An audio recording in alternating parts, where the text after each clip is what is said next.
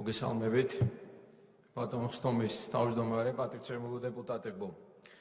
წარმოგიდგენთ სახელმწიფო აუდიტის სამსახურის საქმიანობის 2019 წლის ძირითად მიმართულეებს, რომელიც მოიცავს სამსახურის 5 წლიანი განვითარების სტრატეგიის განხორციელების მეორე წლის შედეგებს.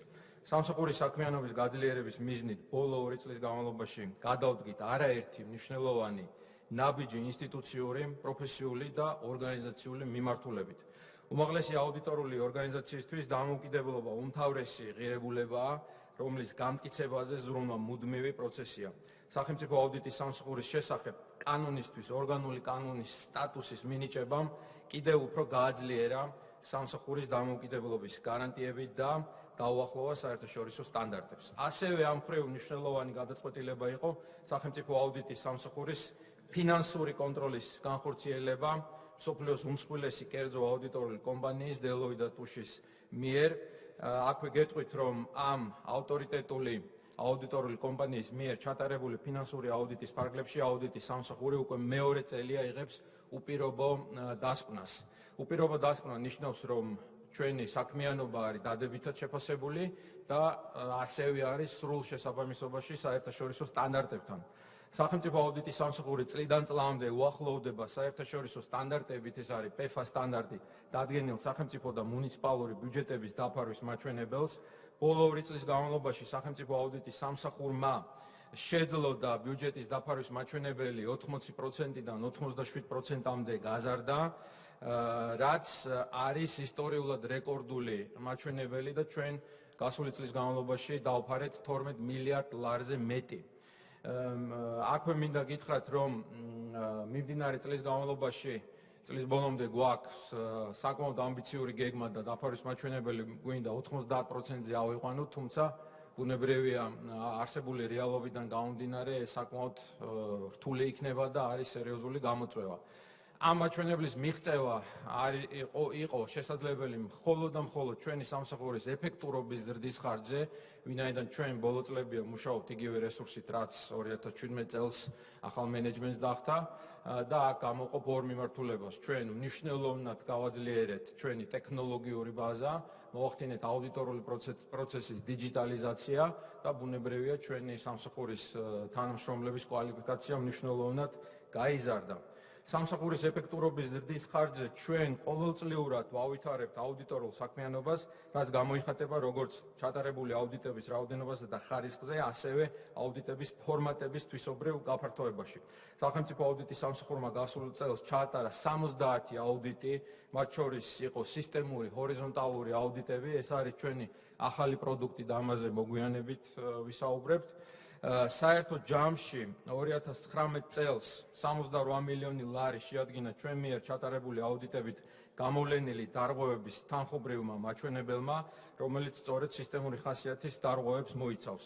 სისტემური ხასიათის დარღვევები ძირითადად უკავშირდება საბიუჯეტო რესურსების გამოყენების შემთხვევებს, ასევე შესყიდვების და აქტივების მართვას. ასევე მაღალი რისკის შემცველი გარემოებიდან გამომდინარე შემდგომი რეაგირებისთვის სამართალდამცავ ორგანოებს გადაეგზავნა 34 ანგარიში, აქედან 23 ანგარიში დაახლოებით 70% ეხება მუნიციპალიტეტების საქმიანობას. აქვე გეტყვით, რომ ჩვენ გენერალურ პროკურატურასთან გვაქვს საკმაოდ კონსტრუქციული თანამშრომლობა და მიღებული ინფორმაციის თანახმად პრაქტიკულად ყველა საკითხი, რომელიც ჩვენ გადავაგზავნეთ პროკურატურაში, მიეცა რეაგირება, კონკრეტული სისხლის სამართლის საქმეები არის აღძრული პრაქტიკულად ყველა მიმართულებით. შესაბამისობის აუდიტების შედეგად გამოვლენილი ხარჯები ხშირ შემთხვევაში სისტემურია და საერთოა საბიუჯეტო ორგანიზაციების უმრავლესობისთვის, ამასთანავე მსგავსი ნაკლოვანებების აღმოფრამ ზოგჯერ ცდება ინდივიდუალური უწყების უფლებამოსილებას, როგორც უკვე აღნიშნე, სწორედ ამიტომ აუდიტის სამსახურმა დანერგა აუდიტის ახალი მიმართულება სისტემური ჰორიზონტალური შესაბამისობის აუდიტი. სისტემური აუდიტის ფარგლებში თემატურად იფარება ათეულობით საბიუჯეტო ორგანიზაცია, განსხვავებით ტრადიციული შესაბამისობის აუდიტისა, რომელიც კონცენტრირებული არის ერთ უწყებაზე და ჩვენ პირველად ჩავატარეთ ორი ასეთი სისტემური აუდიტი გასულ წელს და ეს აუდიტები არის დასრულებული. პირველ რიგში აღნიშნავ სახელმწიფო ავტოპარკის მართვისა და რეგულირების საკითხების შესაბამისობის აუდიტს, სადაც ჩვენ დავფარეთ 34 საჯარო უწყება და მეორე სისტემური აუდიტი იყო საჯარო სექტორში ხელშეკრულების მართვის შესაბამისობის აუდიტი, სადაც 32 საჯარო უწყება დაიფარა. მიმდინარე წელს გვაქვს 3 საკითხი შერჩეული. ეს არის პირველი სახელმწიფო შესყიდვების მართვის სისტემური აუდიტი, სადაც ჩვენ დავფარავთ 9 სამინისტროს და 12 სიფს ამ სამინისტროებში შემავალს. ასევე საჯარო სექტორში ინვენტარიზაციის პროცესის შესაბამისობას შევხედავთ, ვინაიდან საფინანსო აუდიტებიდან ეს საკმაოდ პრობლემური საკითხია. 7 უწყებაში ვატარებთ ასევე სახელმწიფოს მიერ გაცემულ გრანტების ეფექტიანობის აუდიტს. სამსახურის სტრატეგიულ მიზნად რჩება ეფექტიანობის აუდიტების წილის ზრდა მთლიან აუდიტორულ საქმიანობაში. გასულ წელს სამსახურმა 25%-ით გაზარდა სტრატეგიულ მიზნად დასახული ეფექტიანობის აუდიტების რაოდენობა და საერთო ჯამში ჩატარდა 15 ეფექტიანობის აუდიტი, სადაც ჩვენ პრაქტიკულად ყველა სექტორი დავფარეთ. ეს იყო ეკონომიკური მიმართულება, ძალოვანი ბლოკი, ასევე ჯანდაცვა, განათლება და რაც ძალზედ მნიშვნელოვანია, მთელ ჩვენ აუდიტორულ პორტფელში წილი ეფექტიანობის აუდიტების გავზარდეთ 21%-მდე. ანუ რამოდენიმე წლის წინ ეს იყო 7-8%, ანუ ფაქტიურად გავასამაგეთ ეფექტიანობის აუდიტების წილი ჩვენ მთლიან პორტფელში. მე მინდა კონკრეტულად ჩამოგითვალოთ ის 15 აუდიტი თემებიდან გამომდინარე, რაც ჩვენ გასულ წელს დავასრულეთ. ეს იყო უსაფრთხო საგანმანათლებლო გარემოს უზრუნველყოფა, სპორტული ინფრასტრუქტურის მართვა, წყალდიდობით გამოწვეული საგანგებო სიტუაციების მართვა, პრევენცია და მზადყოფნა. სხვათა შორის ეს იყო საერთაშორისო აუდიტი, რომელიც ჩვენ ევროპელ კოლეგებთან ერთად ჩავატარეთ, ძალზედ საინტერესო. ასევე შეზღუდული შესაძლებლობების მქონე პირების ხელშეწყობა, აქ იყო ერთ-ერთი მნიშვნელოვანი რეკომენდაცია, ეხებოდა სამედიცინო მოდელიდან სოციალურ მოდელზე გადასვლის მიზანშეწონილობას, სახელმწიფო ვალის მართვა, სახელმწიფო ვალთან დაკავშირებით ჩვენ ცალკე აუდიტი ჩავატარეთ IT-ის კუთხით, სადაც შევისწავლეთ სახელმწიფო ვალის მართვის ინფორმაციული სისტემები, კონკურენციის განვითარების ხელშეწყობა, პერსონალურ მონაცემთა დაცვის უზრუნველყოფა, საავტომობილო გზების დეპარტამენტის მიერ განხორციელებული გზების მოვლა, შენახვა და რეაბილიტაცია, ეფექტიანობის აუდიტი, ასევე თავდაცვის სამინისტროს უძრავი ქონების მართვა, თბილისის განაშენიანების პროცესის მართვა, სადაც ჩვენ პრაქტიკულად ბოლო 10 წლის განმავლობაში შევისწავლეთ თბილისში განაშენიანების პროცესი, მათ შორის სამშენებლო ნებართვების მიმართულებით და გაიცა ძალზედ მნიშვნელოვანი რეკომენდაციები, დიდი ნაწილი მერიამ გაითვალისწინა და შევიდა ცვლილეები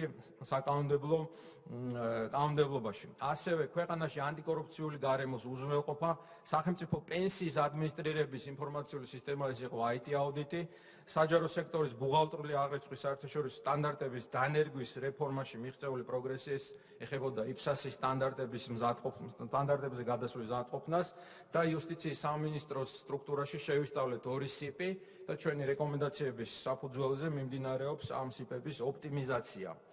რამოდენიმე სიტყვით რეკომენდაციებს შევეხები.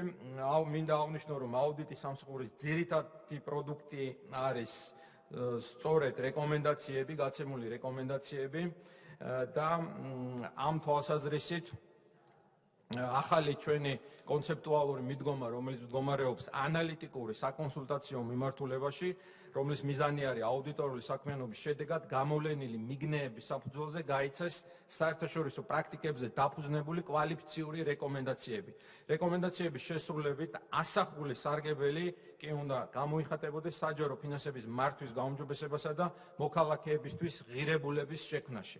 ამ კუთხით განსაკუთრებით მნიშვნელოვანია სამსახურის თანამშრომლობა პარლამენტთან და პარლამენტის ჩართულობა ამ პროცესში. პარლამენტში აუდიტის ანგარიშების განხილველი სამუშაო ჯგუფისთვის მუდმივი მოქმედი სტატუსის მინიჭების შედეგად აუდიტის ანგარიშების განხილვები იმართება ყოველთვიურად და მე მინდა აღნიშნო, რომ ჩვენ გასული წლის განმავლობაში პრაქტიკულად ყოველთვიურ რეჟიმში ვიკრიბებოდით.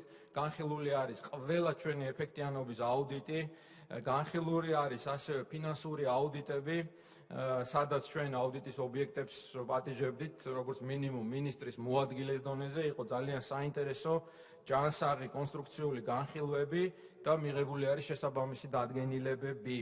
მე აქვე მინდა მადლობა გადავხადოთ ჩვენ პროფილურ კომიტეტს, საფინანსო საბიუჯეტო კომიტეტს, მის ხელმძღვანელობას, ყველა დეპუტატს, კომიტეტის წევრს და კომიტეტის აპარატს ძალიან კონსტრუქციული მუშაობისთვის. ბუნებრივია ეს მუშაობა გრძელდება და ჩვენ ძალიან ბევრი საინტერესო გეგმა გვაქვს.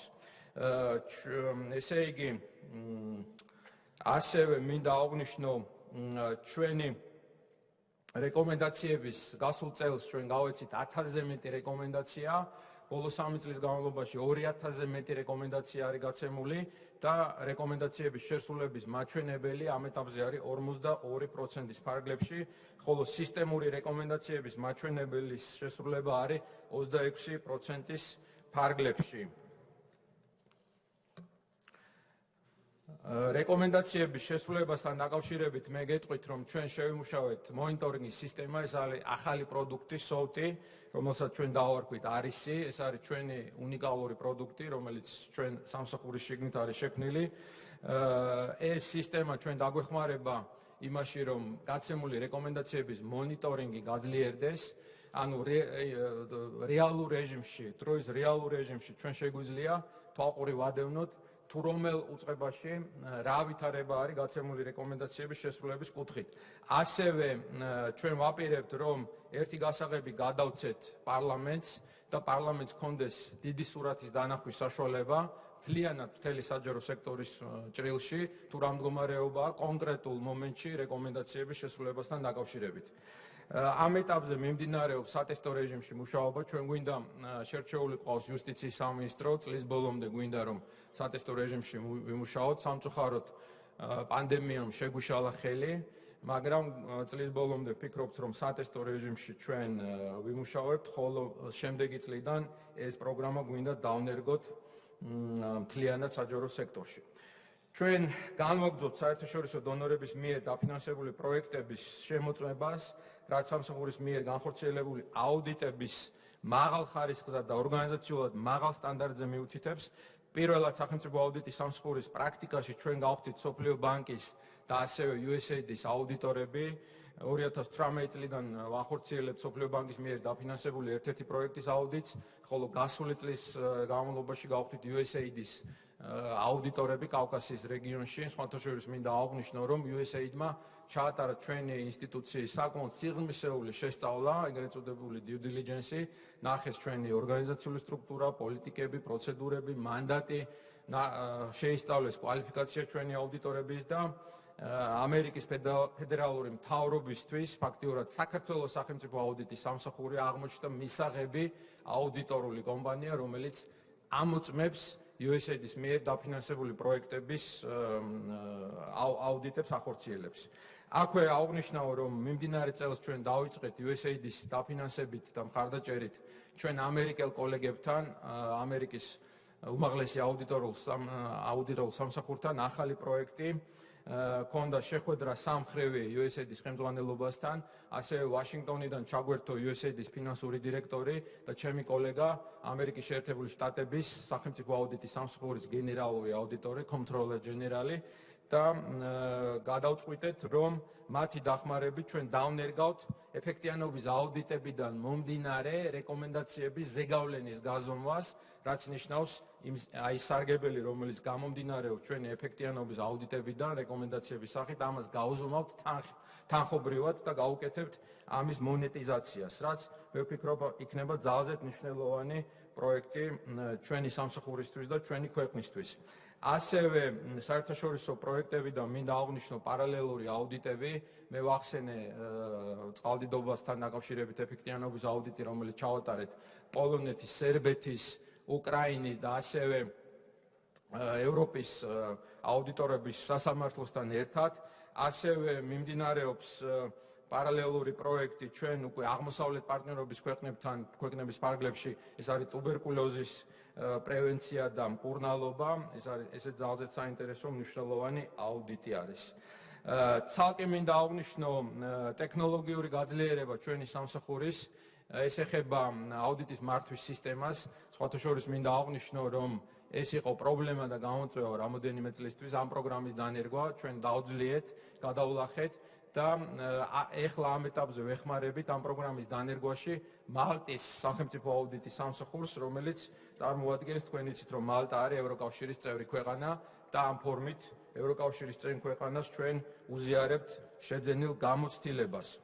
რამოდენიმე სიტყვით ჩვენ შვილობილ კომპანიაზე მოგახსენებთ საჯარო აუდიტის ინსტიტუტთან დაკავშირებით.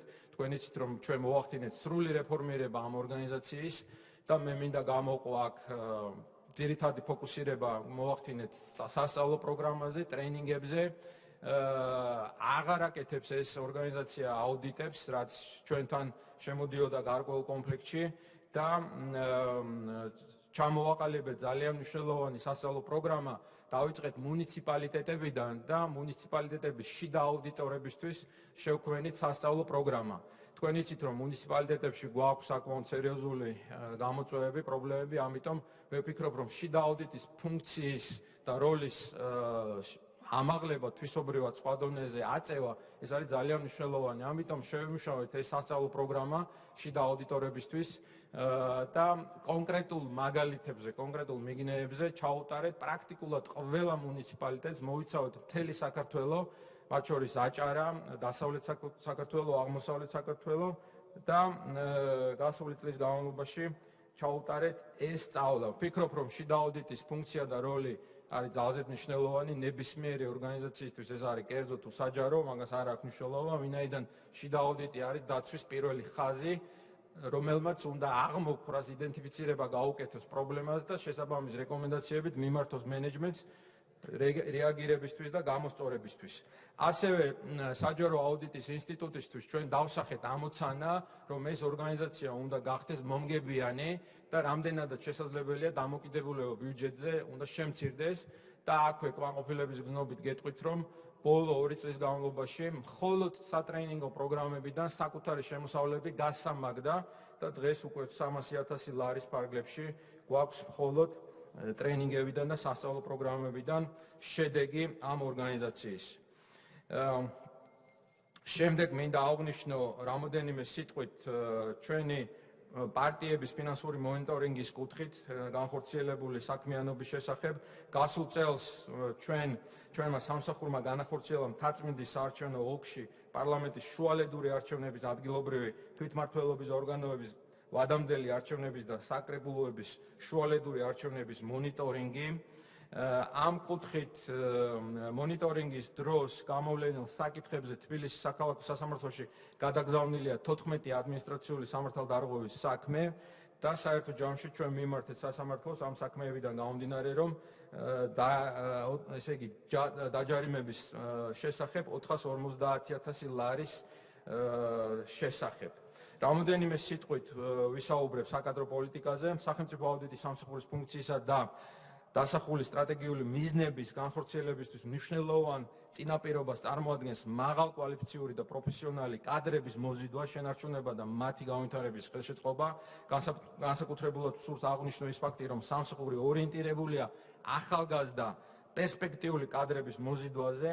ამ მიზნით ჩვენ შევქმნით ანაზღაურებადი სტაჟირების პროცესი, სპეციალური ერთწლიანი სასწავლო კურსის წარმატებით გავლის შემდეგ გასულ წელს სხვადასხვა დეპარტამენტში დავასაქმეთ 15 ახალგაზრდა აუდიტორი. ეს პროგრამა წელსაც გრძელდება და ჩვენ გვაქვს, ასე ვთქვათ, ესეთი ვალდებულება შიგნით ჩვენ ორგანიზაციაში აღებული, რომ ყოველწლიურად ჩვენ სტაჟირების პროგრამის შედეგად 15 ახალგაზრდა მოტივირებულ ჯანსაღ აუდიტორს ავიყვანთ და დავასაქმებთ ჩვენ სამსახურში. ასევე კვლავაც აქტიურად ვიყენებთ თანამშრომლების დაწინაურებისთვის შეფასების მექანიზმს, რომლის მიზანია თანამშრომლის პროფესიული კვალიფიკაციის ეფექტურად გამოყენება სამსახურის გაძლიერებისთვის.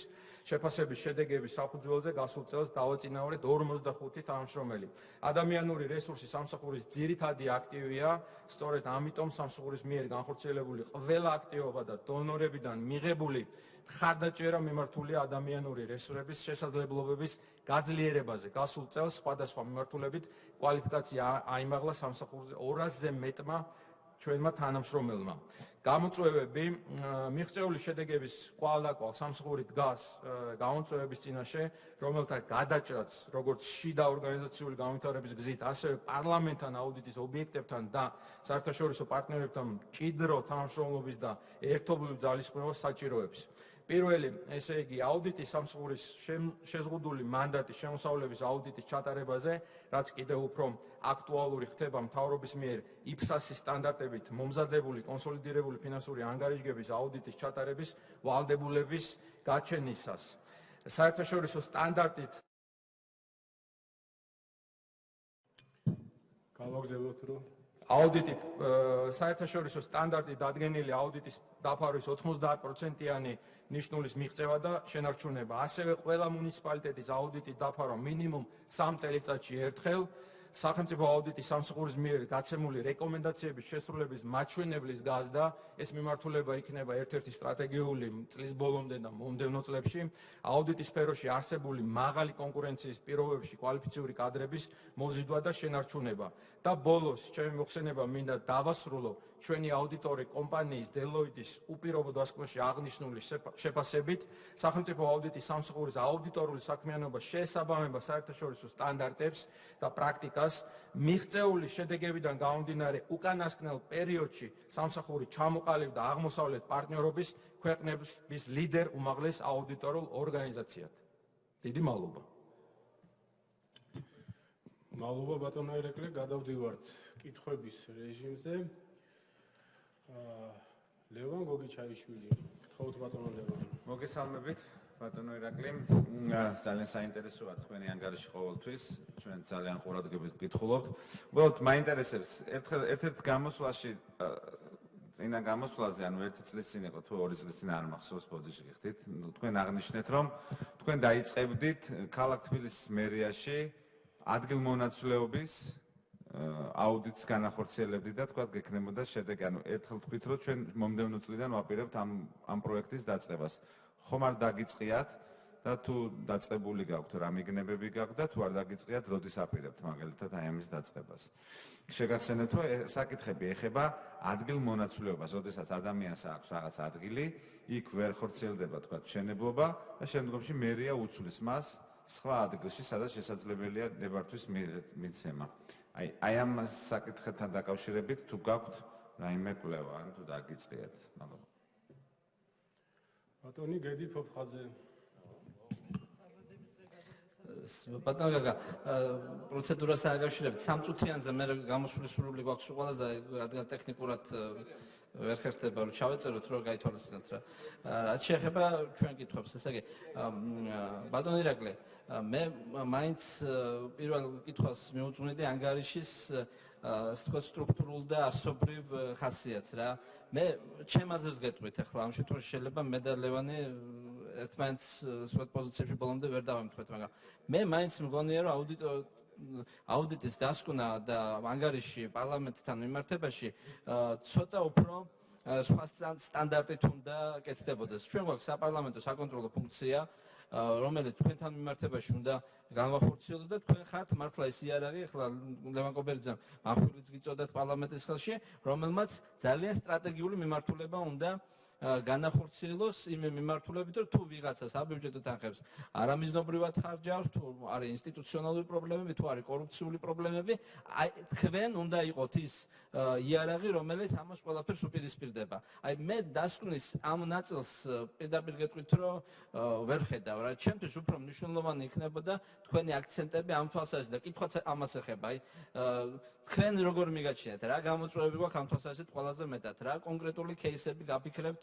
რომ რაღაცა ესეთი ტენდენციები არის კორუფციული ქვეყანაში, აი ცოტა უფრო მეტი დეტალიზაცია გვინდა ამ თვალსაზრისით, იმიტომ რომ ჩვენ მიგვაჩნია კორუფცია არის ძალიან მაღალი დონის, ლევან გოგიჩაიშვილმა პირდაპირ პრემიერთან ილაპარაკა ახალციხის მერთან დაკავშირებით, ჩვენ ვხედავთ, რომ რაღაცა დაჭერებით ხდება ცალკეული მერების, ახლა ბორჯომში მერიც დაიჭირეს, საკრებულოს თავმჯდომარეს დაიჭირეს, მაგრამ ჩვენ პრინციპულად, ინსტიტუციონალურად ხედავთ პრობლემას. აი კორუფციასთან მიმართებაში რეალურად ბრძოლა ქვეყანაში არ არის სისტემატიზირებული. გაგა, თუ შეიძლება 30 წამი რა. დაუმატეთ. ამიტომ თუ შეიძლება რომ თქვენ მე მიპასუხოთ უფრო საფუძვლიანად, უფრო სიღრმისეულად ამ მიმართულებებით რა პოლიტიკა გაქვთ რა. მე არ მინდა ამ შემთხვევაში რომ თქვენი მოხსენების შინაარსობრივი ტექსტით იხელმძღვანელოთ.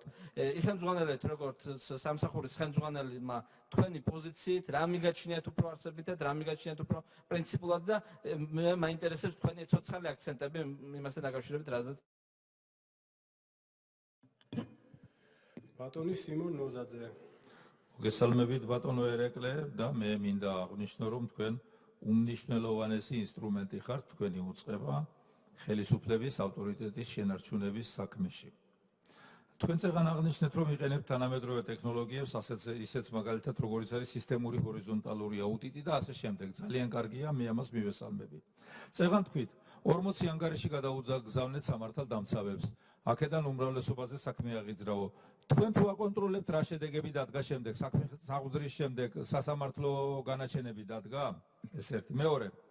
იქ ლაპარაკი იყო რომ პარალელური პროექტები გაგაჩნიათ ევროპულ სტრუქტურებთან ერთად და აღნიშნეთ რომ წყალდიდობაზე ემუშავეთ, წყალდიდობის საკითხებზე ემუშავეთ ერთად. რატომ მარტო წყალდიდობა? რამე ეჭვი გამოიწვია ამ პროექტმა, აი წყალდიდობის შედეგების ლიკვიდაციამ რამე ეჭვი გამოიწვია? შემდეგ თქვენ აღნიშნავთ რომ ხართ მსოფლიო ბანკისა და USAID-ის აუდიტორები. ძალიან კარგია და აღნიშნეთ რომ USAID-ის პროექტი თქვენ აქ შეამოწმეთ. სხვა ქვეყნებში თუ გაძლევენ ამგვარ დაკვეთებს, თქვათ იგივე ამ პარტნიორების დახმარებით. თქვენ სხვა ქვეყნებშიც ამოწმებთ, თქვათ ასეთ სტრუქტურებს. შემდეგ მე მინდა გითხრათ რომ ჩემთვის ძალიან მტკივნეული თემა არის შესყიდვების საკითხი და რატომ?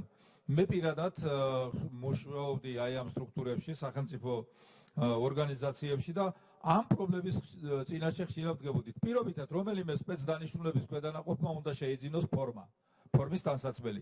სპეცდანიშნულების მებრძოლის ფორმა უნდა იყოს უკიდურესად პრაქტიკული. ამ დროს რომელიღაცა ფირმე ძალიან იაფად გთავაზობთ და ვალდებული ხართ ისა იყოთ, მეორე რომელიც უფრო ხარისხიანია, ცოტა ძვირად გთავაზობთ. ამ პრობლემაზე მე უფრო კითხვას კი არ გაძლევთ. იზრუნეთ, ეს ძალიან სერიოზული საკითხია და რაიონშიც მე ამგვარ პრობლემებს წავაწყდი. ტენდერის გამო ხშირად ხარისხი ზიანდება. იფიქრეთ ამაზე, რა გამოსავალი არსებობს. და თქვენი დახმარებით. მე დაასრულებინეთ. მადლობა ბატონო თავმჯდომარე. კიბერშეტევა, კიბერუსაფრთხოება ეს არის ურთულესი პრობლემა. ხომ არ იყენებენ, ხომ არ გაქვთ ინფორმაცია რომ ჩვენი მოწინააღმდეგეები იყენებენ კიბერშეტევას თქვენ საწინააღმდეგოდ, იმ სტრუქტურის საწინააღმდეგოდ, რომელსაც უზარმაზარი ავტორიტეტი აქვს თვითონ და უზარმაზარი ავტორიტეტის მოტანა შეუძლია ხელისუფლებისათვის. და მე შემდეგ ასეთი. თქვენ გთქვით რომ ანაზღაურებადი სტაჟირების პროექტს იყენებთ. ეს ძალიან კარგია. პროცენტულად მე არ მინდა თანხა მითხრათ, პროცენტულად რა თანხას აძლევთ მოქმედ თანამშრომელთან მიმართებაში იმ ახალგაზრდას, რომელსაც სტაჟირებაზე მიიყვანთ. მადლობთ. ქალბატონი ეკაბესელია. მადლობა. მე ყოველთვის ვცდილობ მივადევნო თვალი თქვენ საქმიანობას, განსაკუთრებით ინსტიტუციური მემკვიდრეობა ძალიან მძიმე შეგხვდათ. იმიტომ რომ მახსოვს მე პირადად და ამიტომაც ვაკვირდები როგორ ვითარდება თქვენ სამსახური 2012 წელს არჩევნების წინ მთელი ჩვენი წინასაარჩევნო კამპანია მაშინ მე იურიდიულ ჯგუფს მეხმარებოდი ქართული ოცნების გავატარეთ აუდიტის სამსახურში დაკითხვებზე. აგერ ბატონ გივიჭიჭინაძეს ახსოვს ალბათ ის პერიოდი ყოველ დღე გვიბარებდნენ და იყო რაღაცა საშინელი წნეხი. აი ამას იმიტომ ვიხსენებ რომ სულ რაღაც 8 წლის წინ ესეთი ინსტიტუციური მემკვიდრეობა იყო. როდესაც ეს იყო პოლიტიკური მართლა ნაჯახი არჩევნების წინ ოპონენტების წინააღმდეგ. ეხლა ამას რატო გეკითხებით? მოახლოვდა ისევ ძალიან მნიშვნელოვანი საპარლამენტო არჩევნები. უდიდესი გამოწვევა აქვს სამსახურს და რამდენად მზად ხართ თქვენ რომ აი ძალიან დიდი ინტერესი რომელიც არის ქვეყნის გარედან ქვეყნის შიგნით აღავლაპარაკობ როგორც ჩატარდება ეს არჩევნები აუდიტის სამსახური რომელიც უმნიშვნელოვანეს როლს ასრულებს ამ პროცესში აკვირდება როგორ ხდება პარტიების მხრიდან ფინანსების სწორად გამოყენება დახარჯვა და ასე შემდეგ მათ შორის და ამ პროცესში აქვს ძალიან მნიშვნელოვანი როლი დეპოლიტიზირების და აბსოლუტური მიუკერძოებლობის სტანდარტს. აი ამ სტანდარტს უპასუხებს თუ არა სამსახურის ერთი და მეორე კითხვა, ხა დრო არ მეყოფა რომ კონკრეტულად ჩავშალო კორუფციის ფაქტები, სადაც დაინახეთ თქვენ და ამას წინ ჩართვა რო ქონდათ უსმენდი, პროკურატურამ რამდენიმე საქმე წაიღო, რომელზეც გამოძიება დაიწყო. სად ხედავთ კორუფციულ ფაქტებს, რომელ უწყებაში? სად არის ეს ყველაზე მეტად ესეთი პრობლემები საანგარიშო პერიოდში? ბატონი ვადო კახაძე.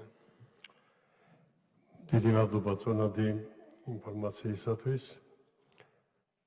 აუდიტორული სამსახური ეს არის დაცვა. შინაარსით, ქმედებით, ყველანაირად ის იარაღი, რომელიც მეხამრიდის ფუნქციას შეგასრულებინებს. ეხლა მე აქ ერთმა ციფრმა და კი სანამდე ამ შეკითხვას მოგცემდეთ, რამდენად სავალდებულო არის თქვენი რეკომენდაციის გათვალისწინება, შესრულება ან პასუხი ან შეწინააღმდეგება. ეს პირველი, იმიტომ რომ აქ ძალიან საინტერესო ციფრების შეხამება მომიწევს. 2000 რეკომენდაცია გაცემულიო და შესრულება, უпроსტოდ რეაგირება და შესრულება 42% დასახელდა, ხომ? ეხლა მინდა ეს შეკითხვა, როგორც გულშემატკივარს არა მარტო, როგორც მონაწილეს და მისი გამასიგძე განებელს. რა იყო აი 58%-ში გაუთვალისწინებლობის პასუხი? რატომ რა არის? წინააღმდეგობრივია, რაღაც დამატებიც მოითხოვს განმარტებებს, აი ეს პირველი და მეორე მინდა ასეთი აი თაწმინდის რაიონზე როცა იყო ლაპარაკი და არჩევნები, აი ვადამდელი არჩევნები, იქ 450,000 დასახელდა საჯარიმო სანქციები. სტრუქტურა თუ არ არის ძნელი, თუ რა სტრუქტურის არის ესა, ვის, როგორ არის ესე, თუ არის ამის შესახებ. თუ არა და მე დავაზუსტებ ამას. დიდი მადლობა. ბატონი ლევან კობერიძე. მადლობა ბატონო ირაკლი, მოგესალმებით. ძალიან სასიამოვნო არის თქვენგან აი ძალიან პოზიტიური ინფორმაციის მოსმენა, რაც გავიგე და მინდა რომ მოლოცვით დავიწყო ჩემი კითხვების ეს ნაწილი, რომ USAID-ის პროექტების აუდიტის განხორციელებისათვის კავკასიის რეგიონში შერჩეული არის თქვენი სამსახური, ეს არის ძალიან სერიოზული აღიარება და ნიშანი იმის, რომ სისტემურად კიდევ და პროფესიონალურადაც და ტექნოლოგიურადაც საკმაოდ კარგი ნაბიჯები არის გადადგმული თქვენი ხელმძღვანელობის დროს თქვენ გუნდთან ერთად და ძალიან კარგია რომ მსგავსი ტიპის ესე ვიტყოდი თქვენი მოხსენებიდანაც ჩანს რომ სტრუქტურული საკმაოდ პროგრესული ნაბიჯები იდგმება აუდიტის სამსახურში რაც ძალიან გრძელვადიანია შეიძლება ახლა უცებ ამ წუთას მყისიერი ეფექტები შედარებით ნაკლები დავინახოთ მაგრამ გრძელვადიანი მდგრადობისათვის არის ძალიან მნიშვნელოვანი და აქვე მე ვიცი რომ ბატონო ირაკლი კოზანაძე არის როგორც პროფილური კომიტეტი ძალიან აქტიურ თანამშრომლობაში თქვენთან და ძალიან კარგია რომ მე მაგალითად პირადად როდესაც ჭირდება გარკვეული რჩევები და კითხვები მასთან ერთად გავდივარ ხოლმე თქვენ სამსახურთან მიმართებაში ყოველთვის პროფესიონალური რჩევები მოდის ხოლმე ამ ხრივ. ეხლა კითხვებს რაც შეეხება. პირველი მინდა კითხოთ ძალიან კარგია და შთამბეჭდავია რომ ეფექტიანობის აუდიტზე ჩვენ ვისაუბრეთ ამაზე გახსოვთ მე მახსოვს 2 წლის წინ საუბრობდი და ნამდვილად მისასალმებელია და მადლობა რომ ეს ფაქტი თქვენთვისაც აღმოჩნდა ძალიან მნიშვნელოვანი პრიორიტეტი და 21%-მდე არის ასული. მართლაც უდაოდ ძალიან მნიშვნელოვანია. ეხლა თუ შეიძლება ამ ყველაფერთან ერთად რამოდენიმე კიდევ უფრო მეტი კონკრეტული კითხვა დაგისვათ. პირველ რიგში მაინტერესებს ამ წუთას როგორ არის სისტემა რახან მე ჩვენ მოკლებული ვართ სამწუხაროდ ხშირ შემთხვევაში პარლამენტის კომიტეტებისაგან პროფილური თვალსაზრისით მე ჯანდაცვაში და ეკონომიკაში ვარ მაინტერესებს ბევრი თემა როგორ ხდება მათთან დაგეგმარება ანუ თქვენ წლის დასაწყისში გაუგზავნეთ. მადლობა ბატონო გაგა. წლის უпроსტოდ წინა წლის ბოლოს უნდა ხდებოდეს შეთანხმება გამომდინარე იმ სტრატეგიიდან და ხედვებიდან, რასაც კომიტეტი გეგმავს, გარკვეული შეთანხმება უნდა შედგეს, რომ თქვენც იცოდეთ მათი ინტერესი რა არის, რისი აუდიტი იქნება განხორციელებული. ეს პროცესი მაინტერესებს, რა ეტაპზე არის და როგორ მიმდინარეობს. მეორე მაინტერესებს კონკრეტულად ანტიკორუფციულ ნაწილზე თქვენი მოხსენების სადაც პირველ რიგში სახელმწიფო მართვიდან გამომდინარე თქვენივე აუდიტში არის ერთ აუდიტში მახსოვს თუ სწორად მახსოვს 2018 წლის აუდიტში იყო რომ 60 მილიონზე მეტი ნახა ზარალი სახელმწიფო ბიუჯეტმა არასწორი მართვის გამო პროექტების სახელმწიფო სტრუქტურების მხრიდან, ასევე მაგალითად ის 5 მილიონი რომელიც საერთაშორისო დახმარებების არადროული განხორციელების გამო პროექტების გადასახდელი ექნა ჯარიმის სახით სახელმწიფო ბიუჯეტს და ასე დაასრულებინეთ. მადლობა. ანუ აი ეს კონკრეტიკა მაინტერესებს თუ შეიძლება და სამი კონკრეტული საქმე დამისახელოთ, რომელიც თქვენს მიერ გადაცემული შემთხვევის შემდეგ მოხდა საქმეების აღზრდა და რა ხდება ამასთან დაკავშირებით და განსაკუთრებით მაინტერესებთ პირდაპირ ცალკე გთხოვთ, მითხრათ თქვენი შეფასება სახელმწიფო საინვესტიციო ფონდთან მიმართებაში, იმიტომ რომ ეს არის ის ფონდი, რომელიც რეალურად არის ძალიან დიდი მნიშვნელობის ჩემი აზრით და არის ზარალზე დიდი. კითხვები აღარ არის, შეგვიძლია უპასუხოთ. ალბათ. ესე იგი დავიწყებ ბატონი ლევანი გოგიჩაიშვილის კითხვით, რომელიც შეეხებოდა მერიის საკითხს. საერთოდ მინდა ცოტა აუხსნა თვითონ და დავიწყო თვითონ მეთოდოლოგიით, როგორ ვარჩევთ აუდიტებს. პირველ რიგში გეტყვით, რომ ჩვენი მეთოდოლოგია დაფუძნებული არის რისკებზე, ანუ ჩვენ რამოდენიმე კომპონენტი არის რისკებზე დაფუძნებული მეთოდოლოგია და ასევე ზედამხედველობის პრინციპები. ეხლა მერია არის საკმაოდ დიდი ობიექტი, თქვენ იცით რომ მილიარდ ლარზე მეტი არის ბიუჯეტი დღეს მერიის, ამიტომ ჩვენ გასულ წელს გამახორციელეთ რამოდენიმე ტიპის აუდიტი. პირველი მე ვახსენე ეს იყო თვითონ სამშენებლო ნებართვებთან დაკავშირებით ეფექტიანობის აუდიტი, ეს იყო საკმაოდ სერიოზული კვლევა, სადაც ჩვენ ბოლო 10 წლის განმავლობაში შევისწავლეთ მთლიანად ურბანიზაციის პროცესი, როგორ მიმდინარეობდა ქალაქში, მათ შორის შევისწავლეთ სამშენებლო ნებართვების გაცემის პროცედურა, თავისი თქვათ კოეფიციენტების და ჯარიმებით და ასე თქვათ საკმაოდ საინტერესო მნიშვნელოვანი დოკუმენტი დაიდო. ასევე ჩვენ შევისწავლეთ ფინანსური აუდიტი განხორციელდა მერიის ფარგლებში და შევისწავლეთ რამოდენიმე პროგრამა. მე გეტყვით რომ ცალკე ჩვენ სტრუქტურაში შევქმნით ცალკე სამსახური, რომელიც კონცენტრირებას განახორციელებს მერიაზე.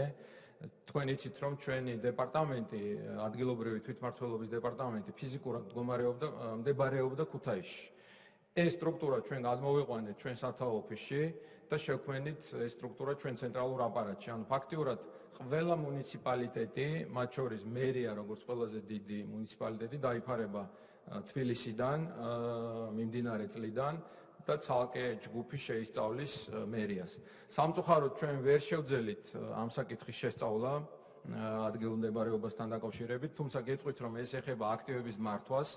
ჩვენ აქტივების მართვასთან დაკავშირებით სხვა სამინისტროებში დავიწყეთ ეს პროცესი და მე ვახსენე ჯანდაცვის სამინისტრო ბოდიში, თავდაცვის სამინისტროში ქონების მართვის ეფექტიანობის აუდიტი ჩავატარეთ, სადაც იყო საკმაოდ მნიშვნელოვანი მიგნეები და რეკომენდაციები გაცემული.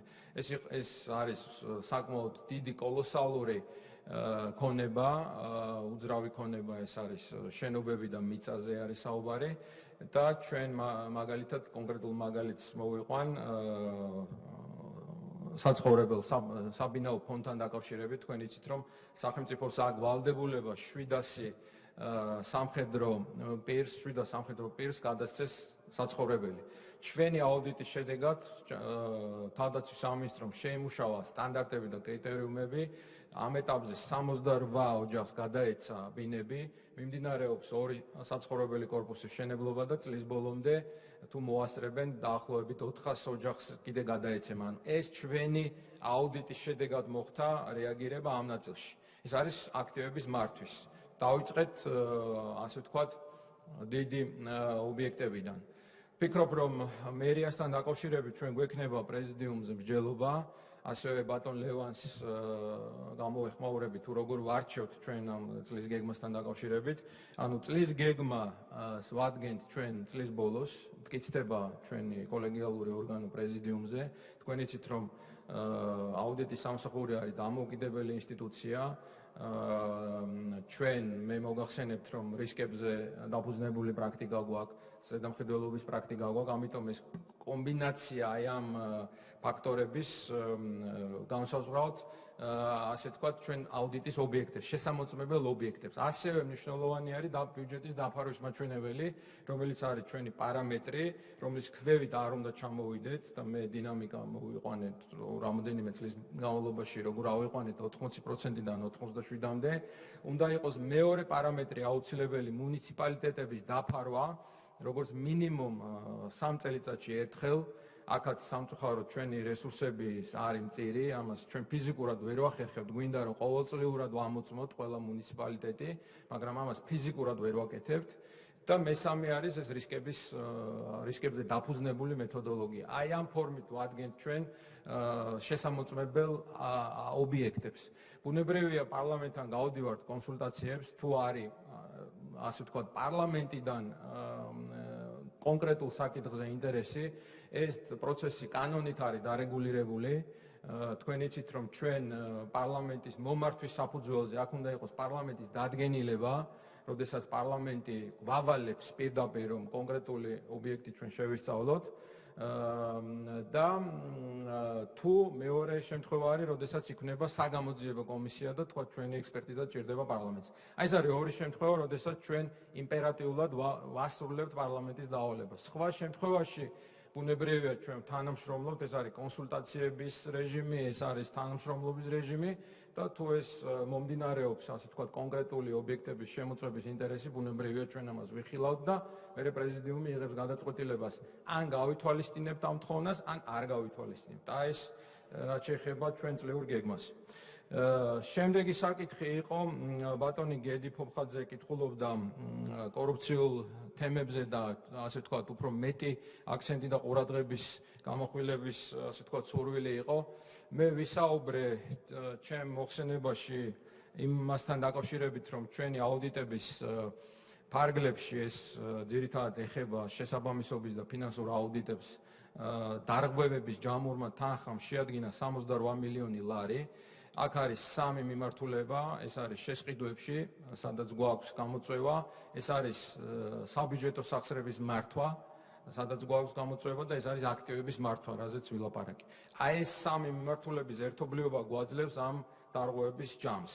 შესაბამისად, ამ ჩვენი აუდიტებიდან 60 აუდიტი ჩატარდა, სადაც ჩვენ დავინახეთ დანაშაულის ნიშნები 34 შემთხვევაში 70-დან გადაგზავნილი იქნა სამართალდამცავ ორგანოებში. ამ შემთხვევაში ჩვენ გენერალურ პროკურატურასთან თანამშრომლობთ.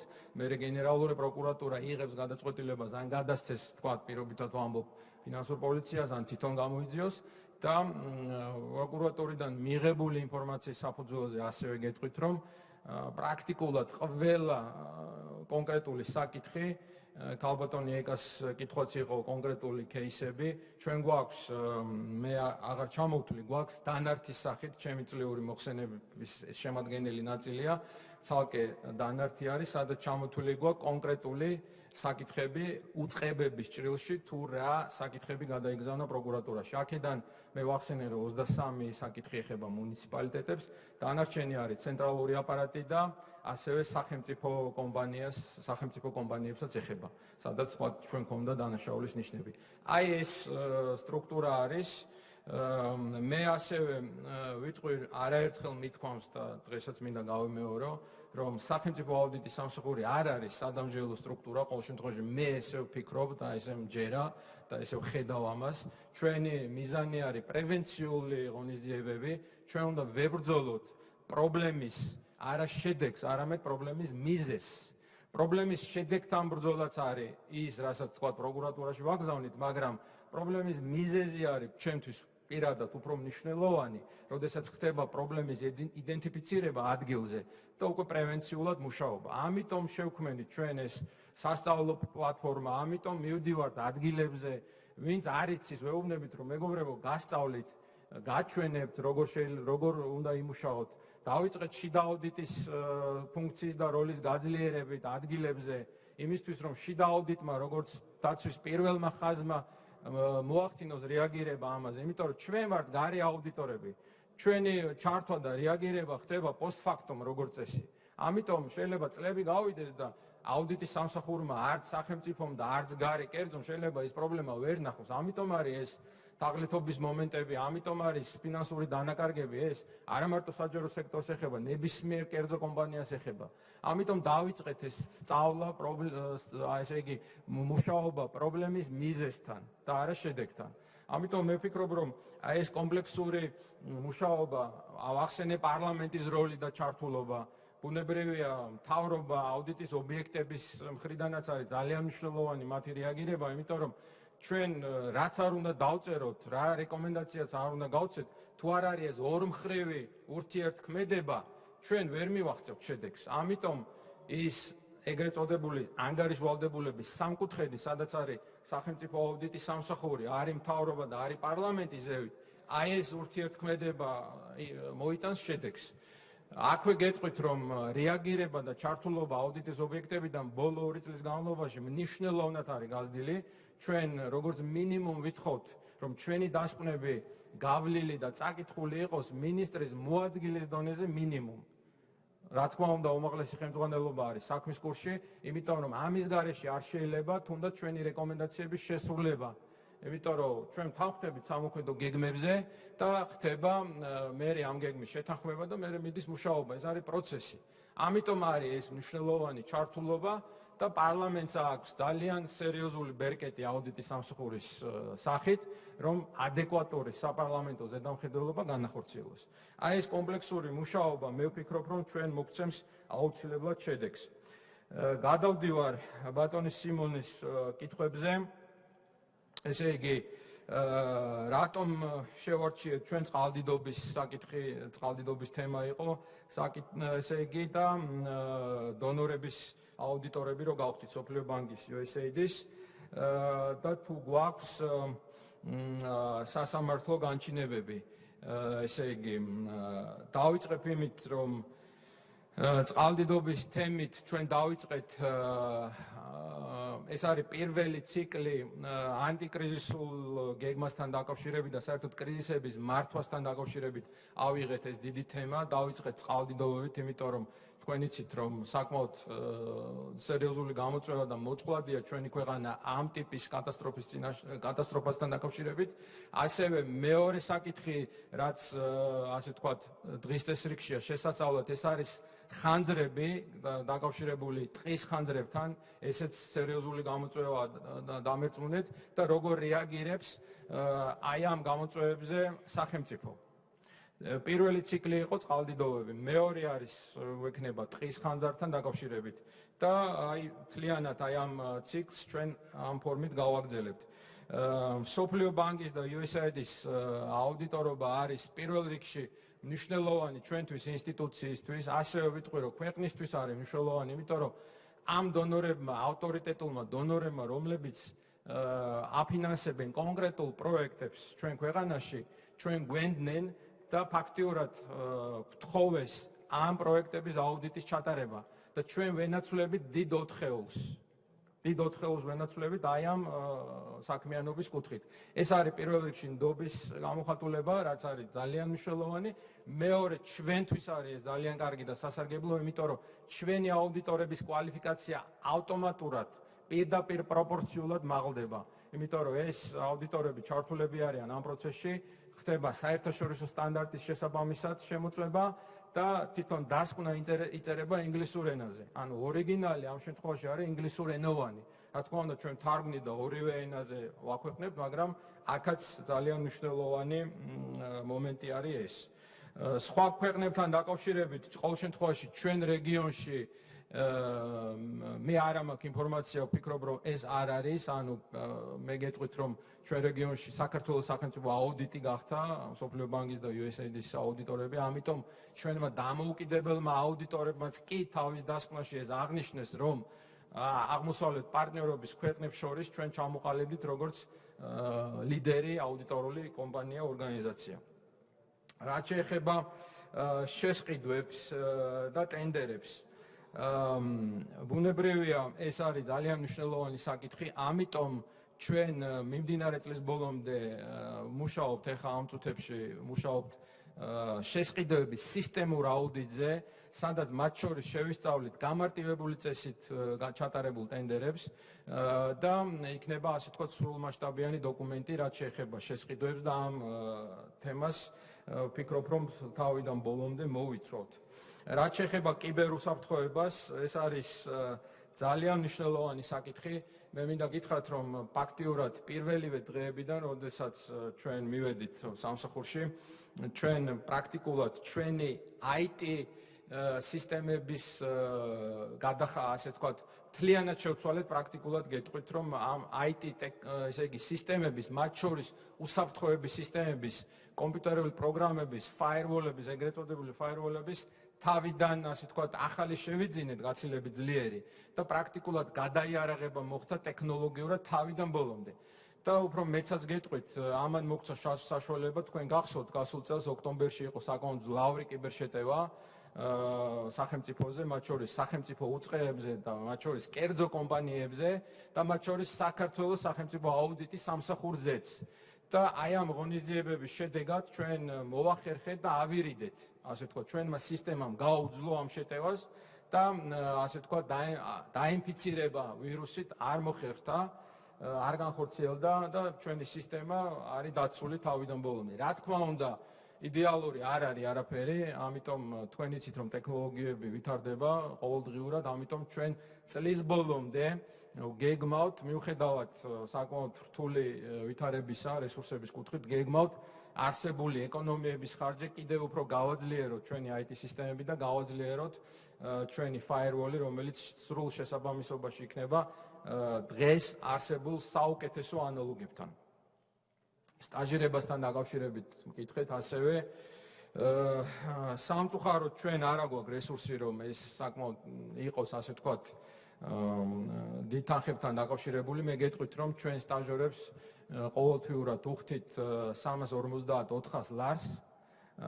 ეს არის ის ელემენტარული თანხა, რომელიც აი ტრანსპორტზე და აი თქვათ კვებაზე მათ ეყოფათ, ასევე ელემენტარულ რაღაც სამუშაო პირობებს თავიდან ბოლომდე უზრუნველყოფთ ადგილებზე. ეს არის ასე მათ შორის კვებაც, ვფიქრობთ, რომ შეგვიძლია ამაზე, ასე ვთქვათ, მეტი რესურსის დახარჯვა, ამიტომ ეს არის ძალიან კარგი პროგრამა, იმიტომ რომ ჩვენ, როდესაც დავიწყეთ, ფაქტიურად 1000 განაცხადი შემოვიდა, იმ 1000-დან ესე იგი დასაკვდა 15 ახალგაზრდა შევარჩიეთ. ერთი წლის განმავლობაში იყო თეორიული კურსი, იყო ტესტი, გამოცდა და მე დასაკვდა 15 ახალგაზრდა 1000 კაციდან.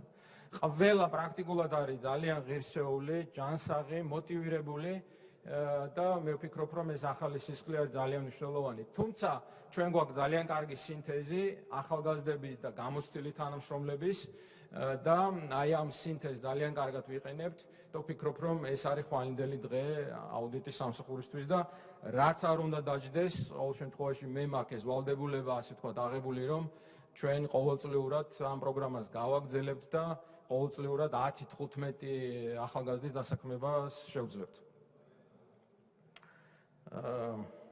ქალბატონი ეკას კითხვა იყო ფინანსურ მონიტორინგთან დაკავშირებით. მე მინდა გითხრათ ქალბატონო ეკა, რომ ჩვენ სრულად ვდათვართ არჩევნებისთვის. თქვენ იცით, რომ ჩვენი რესურსი არის შეზღუდული, ეს არის 8 კაციანი დეპარტამენტი, 8 კაცი ყავს, მაგრამ ჩვენ იმ მანდატის შესასრულებლად თავიდან ბოლომდე მზად ვართ. საჭიროების შემთხვევაში ჩვენ გავაძლიერებთ დამატებით ამ დეპარტამენტს შიდა რესურსებით, აუდიტორების დამატების მიმართულებით მათ შორის, ამიტომ მე ვფიქრობ, რომ ჩვენ არჩევნებისთვის მზად ვართ. 2 თვით ადრე ჩვენ შევქმნით საკონსულტაციო ორგანოს, სადაც მოვიწევთ არასამთავრობო სექტორს, სადაც გვექნება, ასე ვთქვათ, აზრების გაცვლა, ყველა საკითხის განხილვა და პროცესი იქნება გამჭვირვალე, ტრანსპარენტული თავიდან ბოლომდე. კონკრეტულ кейსებზე აღარ გავჩერდები, მე გიპასუხეთ, რომ ჩვენ გვაქვს ჩამონათვალი და შეგიძლიათ ნახოთ. ბატონი ლადოს კითხვა იყო რეკომენდაციების შესრულებასთან დაკავშირებით, რატომ არის დაბალი ციფრი 42% ბატონო ლადო? ესე იგი, მე გეტყვით ჩემ მოსაზრებას, ჩემთვის პირადად არ არის, ასე ვთქვათ, კონკრეტული ციფრი მნიშვნელოვანი. მნიშვნელოვანი არის თვითონ შედეგი. შეიძლება ციფრი რეკომენდაციების შესრულების იყოს დაბალი, მაგრამ შედეგი და ისარგებელი, რაც ჩვენი საქმიანობიდან მომდინარეობს, იყოს მაღალი. ამიტომ ეს იქნება 42%, 60 თუ 80, ამას პრინციპული მნიშვნელობა არ აქვს, თუმცა ჩვენ შემთხვევაში ეს არის დაბალი ციფრი, გეთანხმებით. მე გეტყვით, რომ აქ ჩვენ, ესე იგი, 35% არის მიმდინარე პროცესში, ანუ მიმდინარე სტატუსი აქვს ამ რეკომენდაციების შესრულებას, 15% არის ნაწილობრივად შესრულებული და ზუსტად აი ეს 35%-ზე არის სამუშაო, რომ რამდენადაც შესაძლებელია ჩვენ გავზარდოთ ეს მაჩვენებელი და მე ვახსენე მონიტორინგის პროგრამა SOUT, რომელიც გვინდა რომ დავნერგოთ, ვფიქრობ, რომ ამ პროგრამის ამუშავებით ჩვენ მნიშვნელოვნად გავაძლიერებთ თვითონ კონტროლს რეკომენდაციების შესრულებაზე და მაჩვენებელიც გაიზრდება. ბატონი ლევანის კითხვა იყო დაგეგმვაზე, მე ვისაუბრე. ანტიკორუფციულ ნაწილზეც მე მგონი ნაწილობრივად ვისაუბრე. საკმაოდ გაავრცელე ჩემი მიდგომები. რაც შეეხება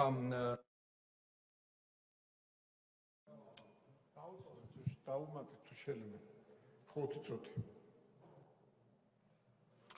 ესე იგი, საპარტნიორო ფონდთან დაკავშირებით ჩვენ ეს არის სახელმწიფო სუვერენული ფონდი, რომელსაც აქვს თავისი ფუნქცია და როლი, ძალიან მნიშვნელოვანი ქვეყნისთვის.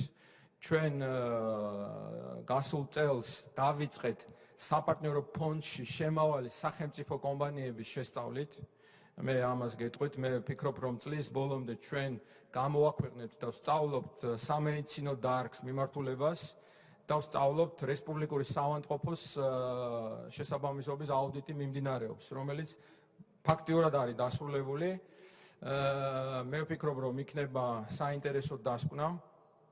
ამ ეტაპით ჩვენ დავიწყეთ საპარტნიორო ფონდში ეს სამედიცინო მიმართულება აღარ არის თქვენ იცით, მაგრამ ჩვენ როდესაც დავიწყეთ შემოწმება საპარტნიორო ფონდის კოლგის ქვეშ იყო. ამიტომ ამ ასე ვთქვათ ეს ნაბიჯი გადავდგით, რომ საპარტნიორო ფონდში შემავალი კომპანიების ფინანსები და შესაბამისობა გვენახა, იმიტომ რომ ხდება კონსოლიდაცია ბალანსის და საპარტნიორო ფონდის შედგება ცალკე აღებული, იცით რომ დამფუძნებელი არის სახელმწიფო კომპანიების და მისი ბალანსი შედგება ამ კომპანიების ფინანსებიდან. რა თქმა უნდა, მე ვფიქრობ, რომ საინტერესო იქნება თვითონ საპარტნიორო ფონდის ეფექტიანობის აუდიტის გაკეთება და ვფიქრობ, რომ ჩვენი რესურსებიდან გამომდინარე ჩვენ პრეზიდიუმზე, ჩვენ კოლეგიალურ ორგანოზე ამ საკითხზე ვიმსჯელებთ. აქედან გამომდინარე მე შემეძლება ჩემი შეფასებები მოგახსენოთ, შემოწმების ასე ვთქვათ გარეშე მე თავს შევიკავებ. თქვენ იცით, რომ საპარტნიორო ფონდს ყავს დამოუკიდებელი აუდიტორი, კერძო კომპანია დიდი 4-ეული ამოწმებს, ამიტომ ჩვენ შეგვიძლია ამ დასკვნებიდან გამომდინარე ვიმსჯელოთ. თუმცა ჩვენი ასე ვთქვათ სახელმწიფო აუდიტის პოზიცია გავაჟღერებთ მაშინ, როდესაც განხორციელდება ამ ორგანიზაციის შემოწმება. მადლობთ.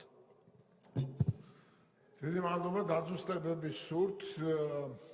ბატონ გედი ფოფხაძეს მოემზადება ბატონ ლევან კობერძი. მადლობას გადავხდი მომხსენებელს მოხსენებისთვის და კითხვებისთვისაც. ბატონ ირაკლი კითხვების ნაწილში ნამდვილად ასე ვთქვათ მაღალ შეფასებას გაძლევთ, იმიტომ რომ საინტერესო იყო კითხვების ნაწილი უდაოდ. უბრალოდ აი ერთი საკითხი მინდა რომ კიდე დამიზუსტოთ, აი თქვენი ხედვა ინსტიტუციონალური განვითარების თვალსაზრისით სამსახურს, აი როგორ წარმოგიდგენიათ, ისევ ამ ინსტიტუციონალურ მდგომარეობაში უნდა დარჩეს თუ უნდა გაფართოვდეს რაღაცა უფრო მეტი ძალაუფლება თუ მისთვის საჭირო, მესმის რომ თქვენ დამსჯელ ორგანიზაციად არ განეხილავთ აუდიტის სამსახურს, ჩვენც მიგვაჩნია რომ სწორი ხედვაა რომ პრევენცია არის მისი ძირითადი ფუნქცია, მაგრამ უფრო მეტი სამართლებრივი ბერკეტები, რაღაც პოლიტიკური რესურსი თუ მიგაჩნიათ საჭიროთ ამ სამსახურისთვის, იმიტომ რომ ამ შემთხვევაში ეს ორმხრივი თანამშრომლობა პარლამენტის და აუდიტის სამსახურის შეიძლება საკანონმდებლო საქმიანობაშიც ისე აისახოს, რომ აუდიტის სამსახურმა მისთვის საჭირო დამატებითი ბერკეტები შეიძინოს. ბატონო გთხოვთ. მადლობთ ბატონო გიამ. ბატონო ირაკლი, თუ შეიძლება ერთი შემოთავაზება რომ გაგიკეთოთ, ამაზე თქვენი მოსაზრება რომ მითხრათ, მაგალითად ბევრ ქვეყანაში მიღებული ფორმა არის, რომ მაღალი საზოგადოებრივი ინტერესი, რომელ სფეროზეც და ბიუჯეტის რომელ ხარჯვის ნაწილზე არის ხოლმე, თანხმდებიან პარლამენტთან ერთად აუდიტის სამსახური და ის აპრიორი ყოველწლიურ ანგარიში აუცილებლად ხდება ხოლმე. მაგალითისათვის სლოვენიაში ბევრ ქვეყნებში, სადაც ასე ვთქვათ, მათ შორის დასავლეთ ევროპის ქვეყნებშიც და რომ შემოგთავაზოთ, რომ დავუშვათ ესეთი წინადადება ვიმსჯელოთ ამ საკითხზე, მაგალითად საპენსიო ფონდის თემა, რომელიც უდაო ძალიან მნიშვნელოვანი იქნება და კარგი იქნება ალბათ, რომ სახელმწიფო აუდიტის ყოველწლიურ ანგარიში იყოს ეს წარმოდგენილი და ასევე საყოველთაო ჯანდაცვის თემა, რადგან იქაც ბიუჯეტი საკმაოდ მსხვილია, ეფექტი მოსახლეობაზე ძალიან დიდია და შესაბამისად მნიშვნელოვანია, რომ ჩვენ ვიცოდეთ ზუსტად იქ როგორ და რანაირად გთხოვთ გასეთ პასუხი. ესე იგი, რაც შეეხება ინსტიტუციონალურ განვითარებას, მე ჩემ გამოსვლაში აღნიშნე ერთ-ერთი გამოწვევა, ეს არის შემოსავლების აუდიტის მანდატი, რომელიც ჩვენ ამ ეტაპზე არ გაგვაჩნია. ფიქრობ, რომ ეს არის ძალიან მნიშვნელოვანი საკითხი და სახელმწიფო აუდიტის სამსახურს უნდა კონდეს უფლება შეამოწმოს ქვეყნის შემოსავლებიც. ამ ეტაპზე ჩვენ ვამოწმებთ იცით კონცენტრირებას ვაკეთებთ ბიუჯეტურ ხარჯვით ნაწილზე და ბიუჯეტი შედგება ორი ნაწილისგან, ეს არის შემოსავლები და ხარჯები. ამიტომ აქ გვაქვს დისპროპორცია. ჩვენ ასევე აღვნიშნე, რომ როდესაც ქვეყანა გადავა იფსასის სტანდარტზე და მთავრობა შემოიტანს კონსოლიდირებულ ბალანსს იფსასის სტანდარტით, ავტომატურად სახელმწიფო აუდიტის სამსახურს ენიჭება უფლება-მოსილება და ვალდებულებაც გამოთქვას კონსოლიდირებულ ანგარიშგებაზე იფსასის სტანდარტით თავისი მოსაზრება. მათ შორის შედის შემოსავლებიც. ამიტომ მე ვთქვი, რომ ეს საკითხი საკანონმდებლო დონეზე არის დასარეგულირებელი. მე გეტყვით, რომ აქ ჩვენი ევროპელი პარტნიორები ევროკავშირის სახით ჩვენი სტრატეგიული პარტნიორები არიან ჩართული, ეს არის მათ შორის ჩვენ ერთ-ერთ საკითხად, სამუშაო საკითხად, მათ შორის პარლამენტშიც არის ეს თემა მონიშნული და ჩვენ კონსულტაციები გვაქვს ფინანს სამინისტროსთან, გვაქვს გარკვეული, ასე ვთქვათ, ხედვა კონცეფციის დონეზე, თუ როგორ შეიძლება, ვთქვათ, ამ საკითხის დაწყება. ჩვენ ვთავაზობთ, რომ ჩვენ დავიწყოთ შემოსავლების ეფექტიანობის აუდიტიდან, აქ არ არის საუბარი, რომ სახელმწიფო აუდიტის სამსახური დავა თითოეულ, ასე ვთქვათ, გადასახადის გადამხდელამდე, ეს არ არის ჩვენი ფუნქცია, ეს არის საგადასახადო, ასე ვთქვათ, ორგანოების ფუნქცია. ამიტომ ჩვენ გვინდა ვნახოთ თვითონ ჩარჩო მოდელი, რამდენად ეფექტურად ხდება შემოსავლების კონსოლიდირება ჩვენ ბიუჯეტში. აი ამ ფორმით ჩვენ შეგვიძლია ეს დავიწყოთ, მაგრამ ამისთვის აუცილებელი არის შევიდეს ცვლილება ჩვენ კანონში, რომ ჩვენ ეს მანდატი გქონდეს. ეს არის ერთ-ერთი მნიშვნელოვანი საკითხი, რომელზეც მე ვფიქრობ, რომ წლის ბოლომდე, მომდევნო წლის განმავლობაში ჩვენ გვექნება საუბრები პარლამენტთან, მთავრობასთან და ეს არის ასევე, ასე ვთქვათ, სამუშაო თემა. დანარჩენ ფუნქციებთან დაკავშირებით გეტყვით ასევე ფინანსური მონიტორინგის ფუნქციასთან დაკავშირებით, მე არაერთხელ მითქვია, რომ ეს კლასიკური ფუნქცია არ არის სახელმწიფო აუდიტის სამსახურისთვის, თუმცა ეს, ასე ვთქვათ, ჩვენ დავხვდა მანდატში და ბუნებრივია, ნებისმიერი ფუნქცია, რაც არის კანონით გაწერილი, ჩვენ პირნათლად და ბოლომდე ამას შევასრულებთ, მანამ სანამ ეს იქნება ჩვენ მანდატში. მაგრამ ეს არ უნდა იყოს სადამსჯელო მიმართულებით, მე არაერთხელ აღვნიშნე და ბუნებრივია ჩვენ ამას მივყვებით და სხვათა შორის მინდა აღვნიშნო ბოლო ცვლილება, რომელიც ეუთო და აუდიტის რეკომენდაციების საფუძველზე იყო მიღებული, პარლამენტმა მიიღო რამოდენიმე ორი კვირის წინ.